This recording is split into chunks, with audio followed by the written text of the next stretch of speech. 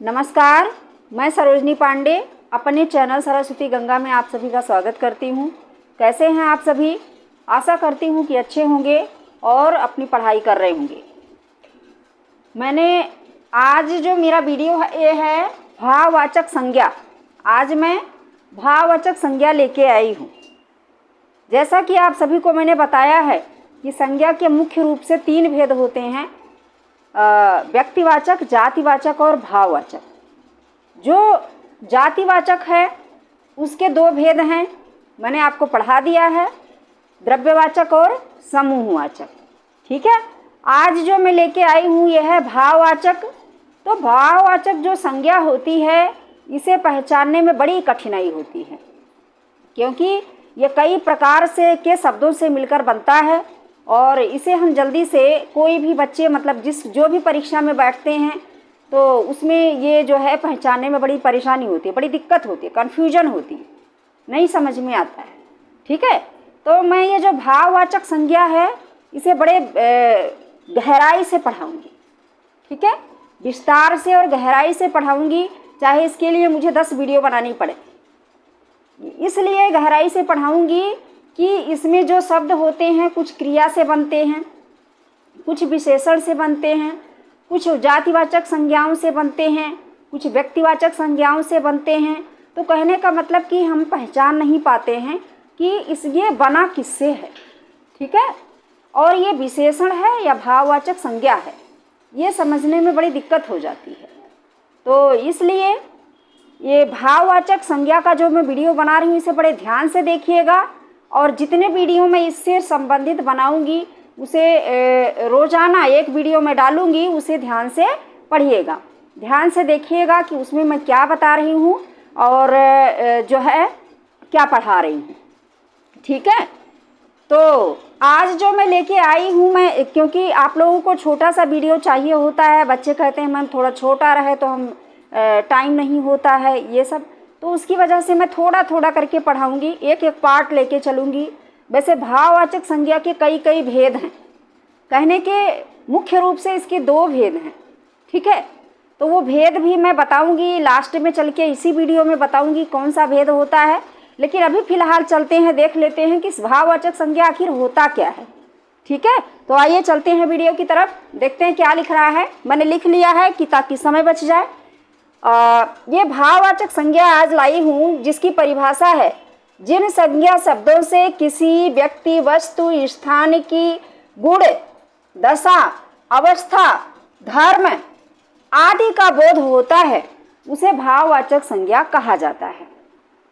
तो देखिए, कोई व्यक्ति हो, वस्तु हो, स्थान हो, उसके गुण का पता होना चाहिए। गुण होता है, उसमें गुण का वर्णन होता है। दशा यानी परिस्थिति, जिसे अंग्रेजी में कंडीशन कहते हैं, और गुण को क्वालिटी कहते हैं, गुण को क्वालिटी कहते हैं, और दशा को कंडीशन कहा जाता है, परिस्थिति हिंदी में उसको कहते हैं। अवस्था का मतलब होता है कि जैसे बालक होता है तो उसे बचपना कहते हैं, छोटा सा शिशु होता है तो उसे शैशवावस्था कहते हैं। ठीक है ना, जवान लोग होते हैं उनको जो है जवान कहा जाता है। जवान जो है वो जवानी जो शब्द होता है वो होता है भाववाचक संज्ञा। ठीक है, जवान जो है वो विशेषण होता है। तो ये अवस्थाएं होती हैं। उसके बाद धर्म का मतलब होता है कि कर्तव्य क्या क्या हैं। धर्म माने किसके लिए क्या करना चाहिए, हमारे कर्तव्य क्या क्या हैं, वो धर्म में आता है। ठीक है, ये सभी जो हैं ये सभी क्या हैं, भाववाचक संज्ञाएं होती हैं, लेकिन इन्हें पहचानना बड़ी मुश्किल होती है। मैंने थोड़े से उदाहरण लिख लिए हैं ताकि आपको थोड़ा सा समझा पाऊँ, थोड़ा बहुत यहाँ आप समझ पाओ। बाकी आगे जब हम भाववाचक संज्ञा के भेद पढ़ेंगे तो वहाँ पर विस्तार से देखेंगे कि कैसे कैसे शब्द होते हैं जो भाववाचक संज्ञा में परिवर्तित हो जाते हैं, भाववाचक संज्ञा बन जाते हैं। ठीक है, तो पहला मैंने यहाँ पर लिखा उदाहरण के तौर पे गुण, यानी गुणवाचक जो शब्द होते हैं वो भाववाचक संज्ञा कहलाते हैं। तो देखिए इसमें लिखा है माधुर्य या मधुरता। अब इसका जो मूल शब्द होगा वो क्या होगा, मधुर। मधुर का मतलब होता है कि एक जो विशेषण शब्द होता है, मधुर शब्द क्या है, विशेषण है। ठीक है, लेकिन उससे ये मधुरता बना हुआ है कि उनकी वाणी में मधुरता है ना, उनकी वाणी में मधुरता है। अच्छा, मधुर जो है, कोयल मीठा गाती है या वह मधुर वचन बोल रहे थे, है ना। तो जो मधुर वचन है वो विशेषण है, वो उनकी वाणी का बोलना जो क्रिया है उसकी विशेषता बता रहा। लेकिन यहाँ पर जो मधुर का भाववाचक बना है वो है माधुर्य, मधुरता, इसका मूल शब्द है मधुर, जो विशेषण है। दूसरा है कुशाग्रता, कुशाग्र, इसका मूल शब्द कुशाग्र है, जिसका अर्थ होता है तेज, है ना, कहते हैं तेज तर्रार, यानी कुशाग्र बुद्धि वाला है ना। तो इसका जो भाववाचक बनता है ता प्रत्यय लगाकर बनता है, ये होता है कुशाग्रता, ठीक है। दूसरा है कुलीनता, कहते हैं ऊंचे कुल में जन्म लिया, है ना। तो जब इसका ये तो मूल शब्द है कुलीन, यानी कि एक विशेषण शब्द है, लेकिन जब हम इसमें ता प्रत्यय लगा देंगे, ता प्रत्यय लगा देंगे तो ये कुलीनता हो जाएगा, ठीक है। अब उसके बाद धैर्य, धैर्य शब्द जो है ये धीर का, इसका मूल शब्द जो है वो है धीर, ठीक है। धीर, ये जो धीर क्या है, एक अव्यय शब्द है, धीर जो है ये अव्यय शब्द है, ठीक है, लेकिन इससे बना है धैर्य, ठीक है। इसे धैर्य, ये तो ये अव्यय शब्द है, लेकिन ये जो है धैर्य जो है ये भाववाचक संज्ञा है। इसको धीरता भी कह सकते हैं, धैर्य भी कह सकते हैं, धैर्यता भी कह सकते हैं, यानी कि जैसा भी आपको मिल जाए वही आपका सही होगा। धैर्यता भी कहा जाता है, धीरता भी कहा जाता है और धैर्य भी कहा जाता है। तो ये सब क्या है, इंसान के अंदर का गुण है ना, या किसी वस्तु के लिए कहा जा रहा है ये बहुत सुंदर है ना, या ये गुलाब जामुन बहुत मधुर है ना। तो ये किसी वस्तु के लिए भी कहा जा सकता है, किसी व्यक्ति के लिए भी कहा जा सकता है, ठीक है। तो ये था गुणवाचक शब्द थे, गुणवाचक भाववाचक संज्ञा, गुण इसमें सबके समाहित हैं चीज़ों के, ठीक है। दूसरा मैंने लिखा भाव। भाव का मतलब क्या होता है कि किसी इंसान के अंदर, किसी जानवर के अंदर, किसी पशु के अंदर जो एक भाव अपना होता है, अपने जो भाव होते हैं अंदर से निकल के आते हैं। मान लिया मैं भगवान की पूजा करती हूँ तो मुझे आस्तिक कहा जाएगा, लेकिन अगर मैं भगवान को नहीं मानती हूँ तो मुझे नास्तिक कहा जाए। ये मेरा भाव है, अपना भाव है किसी के प्रति, चाहे भगवान के प्रति हो, चाहे इंसान के प्रति हो, चाहे किसी पशु पक्षी के या वस्तु के प्रति हो। तो ये मेरी भावना है, उसे भाववाचक संज्ञा कहेंगे, ये हमारे अंदर का भाव है। तो देखिए मैंने यहाँ पर कुछ लिख सकता है, आस्तिक शब्द जो है वो भाववाचक नहीं है, ठीक है, वो एक विशेषण है। आस्तिक क्या है, विशेषण है, लेकिन जब हम उसमें ता प्रत्यय लगा देते हैं तो हो जाता है आस्तिकता। आस्तिकता का मतलब वो आस्तिकवादी है, ये होता है, ठीक है। उसके बाद कृपणता। कृपणता जो है वो, कृपण जो मूल शब्द है उससे बना हुआ है ता प्रत्यय लगा करके। कृपण माने होता है कंजूस, जो एक चवन्नी दान करना ना चाहे उसे कंजूस कहा जाता है, उसे जो है कृपण कहा जाता है, ठीक है। तो वो भाव, उसका क्या अंदर से भाव क्या है, कैसा है, उसका मिजाज कैसा है, वो कंजूस है। दूसरा मित्रता, यानी कि मित्र जो है मूल शब्द है ता प्रत्यय लगाया गया है तो मित्रता बना है। तो मतलब कि मित्रता, एक मित्रता का भाव है हमारे अंदर, ठीक है, वो भाव। दूसरा शत्रुता, यानी जिससे देखो उसी से दुश्मनी, ठीक है ना। तो ये हमारे अंदर के भाव हैं, ये हो गया।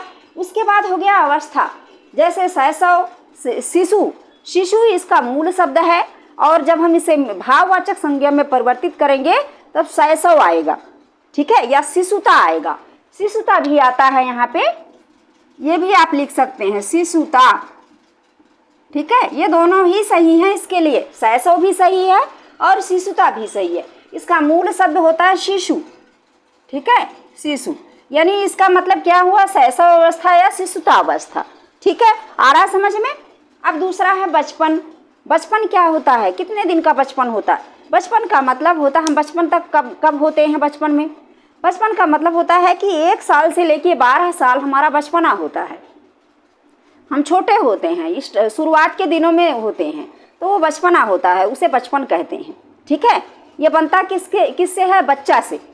बच्चा जो शब्द होता है वो जातिवाचक संज्ञा होता है और उससे जो है बचपन बनता है, ठीक है। तो ये एक अवस्था को दर्शा रहा है कि 1 साल से 12 साल या 13 साल के बीच का जो गैप, वो समय होता है वो बचपना होता है, उसे बचपन कहा जाता है, ठीक है। तो ये बचपन जो है भाववाचक संज्ञा हो गया।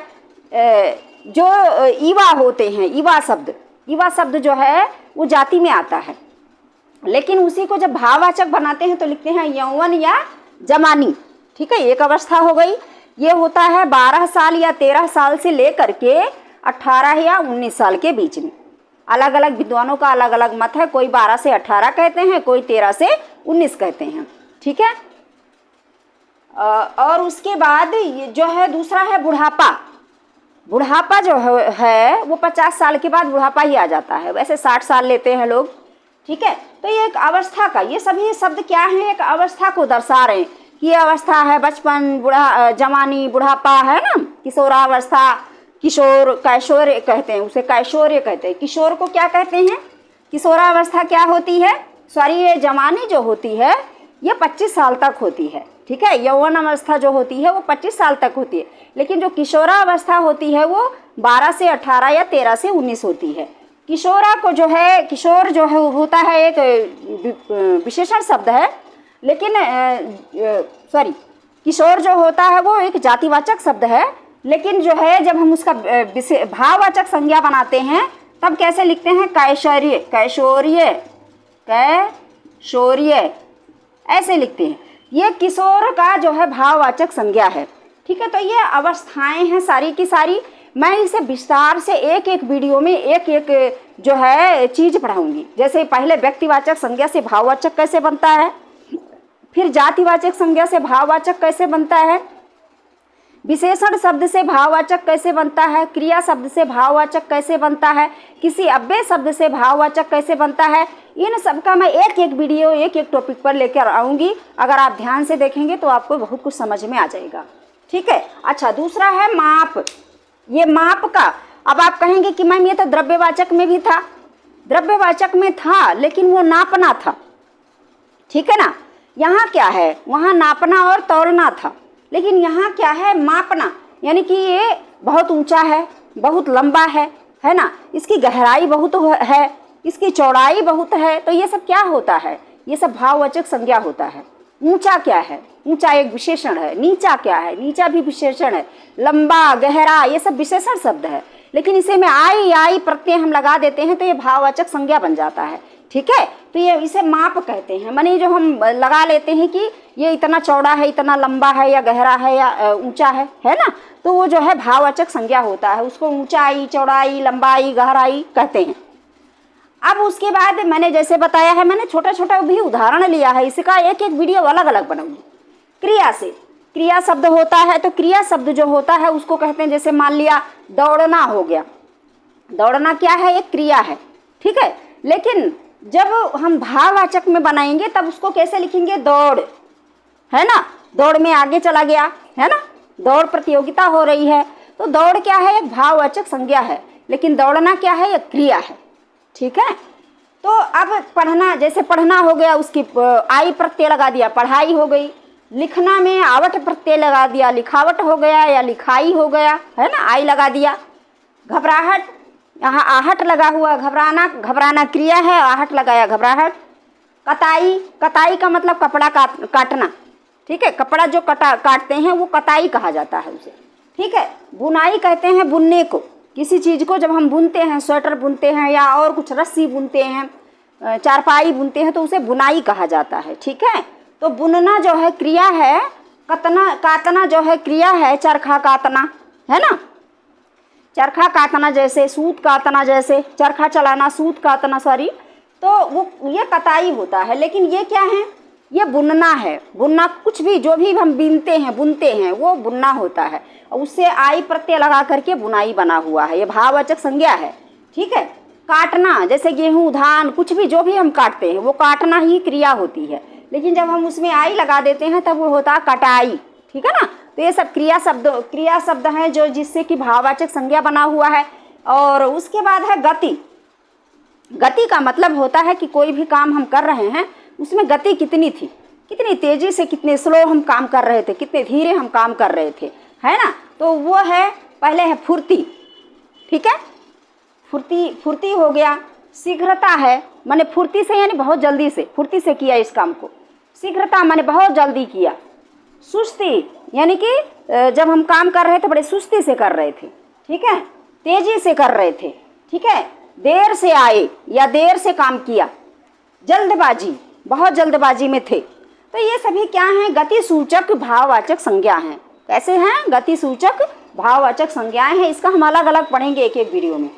स्वाद, जैसे मीठा होता है, मीठा क्या है? एक विशेषण शब्द है, लेकिन उसी में आस प्रत्यय जोड़ दो तो मिठास हो गया, आई प्रत्यय जोड़ दो तो मिठाई हो गया। तो मिठास और मिठाई क्या है? भाववाचक संज्ञा है, ठीक है। मैंने एक ही लिखा हुआ है, मिठाई भी होता है। यहाँ है कड़वापन। कड़वापन जो है, इसका जो मूल शब्द है कड़वा, अब इसमें पन जोड़ दिया तो ये जो है कड़वापन हो गया, ये स्वाद के लिए है। एक होता है कड़वाहट। कड़वाहट भी होता है, लेकिन कड़वाहट क्या होता है? किसी रिश्ते में कड़वाहट आ जाए, खाने में नहीं होता, भोजन पदार्थ में नहीं होता ये, ठीक है। भोज्य पदार्थ में यदि है, कुछ स्वाद में है तो ये कड़वापन होता है, यानी कि कड़वा लग रहा है, कड़वापन है इसमें, ठीक है। कसैलापन, कसैलापन जैसे कोई बर्तन होता है, जस्ता, तांबा, पीतल, तो ये इनमें कोई चीज़ रख देते हैं तो उसका जो स्वाद है वो उसी के हिसाब से आ जाता, कसैला कसैला आ जाता है, ठीक है। तो उसे कहते हैं कसैलापन, ठीक है। अम्लीय, अम्लीय का मतलब नमकीन होता है, वो क्षारीय होता है। अम्लीय का मतलब क्षारीय, जैसे सिरका है ना, सिरका होता है, तो वो स्वाद जब आता है तो उसे अम्लीय या अम्लता कहते हैं, ठीक है। इसका मूल शब्द अम्ल होता है, इसमें ये प्रत्यय जोड़ेंगे तो अम्लीय हो जाएगा, ता प्रत्यय जोड़ेंगे तो अम्लता हो जाएगा। दोनों सही है, दोनों भाववाचक विशेषण हैं, भाववाचक संज्ञा है, सॉरी विशेषण नहीं। लवणीय, ये लवण शब्द से बना हुआ है, लवण का मतलब नमक होता है, और इसमें ये प्रत्यय जोड़ेंगे तो लवणीय हो जाएगा, और ता प्रत्यय जोड़ेंगे तो लवणता हो जाएगा, लेकिन दोनों का दोनों सही है, दोनों भाववाचक संज्ञा हैं, ठीक है। तो ये मैंने कुछ ऐसे उदाहरण लिख लिए थे आपको समझाने के लिए, अभी एक में ही मैंने कर दिया है। अब जो अगला वीडियो में लेके आऊँगी उसमें इसके कम से कम मैं 7-8 वीडियो बनाऊँगी भाववाचक की, आपको अच्छे से समझाने के लिए। तो थोड़ा सा मैं उसके बारे में नहीं बताऊँगी अभी मैं यहाँ चलती हूँ कि कुछ इसके भेद हैं, वो क्या हैं। भाववाचक संज्ञा के मुख्य रूप से 2 भेद होते हैं। 2 भेद होते हैं, कौन कौन सा होता है? एक होता है अमूर्त और दूसरा होता है मूर्त। यानी कि अमूर्त का मतलब होता है जो भाव हमारे अंदर से निकल के आते हैं, वो जो है वो भाववाचक संज्ञा। दूसरा मूर्त होता है। मूर्त का मतलब होता है जिसमें प्रत्यय, उपसर्ग है ना, संधि, समास, इन सब चीज़ों से मिल करके जो भाववाचक संज्ञाएं बनती हैं उसे मूर्त भाववाचक संज्ञा कहते हैं। तो इसे, जैसे अमूर्त की अगर मैं बात करूं तो इसको कहते हैं मूल या अयौगिक या अमिश्रित